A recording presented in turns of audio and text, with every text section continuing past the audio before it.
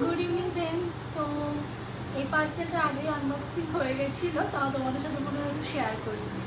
তোমরা তো জানো আমি কোয়ার্টারে থাকি, তো এখানে তেমন একটা জিনিস নেই আর রাখিও না। আবার যখন এখান থেকে চলে যাবো তখন প্রচুর প্রবলেম হবে। তো ছোটো ছোটো জিনিস দিয়ে নিজেকে ভালো রাখার চেষ্টা করি, আমি আমার মেয়েকেও।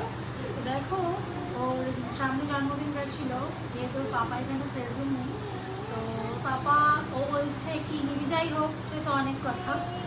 আপাতত অল্পের ওপর দিয়ে ওকে গিফট দেওয়া হয়েছে। দেখো গিফট মানে দেখো কতগুলো টেডি, একটা হার্ট,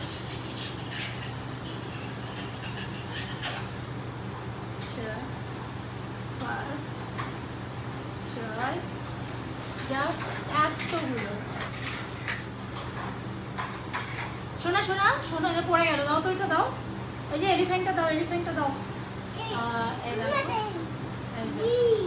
এগুলো সব আমার নয়, এই যে আমাদের পুচু, এই যে পুচু মেয়ে, এই যে মামাম মামাম হাই, এগুলো সব আমার।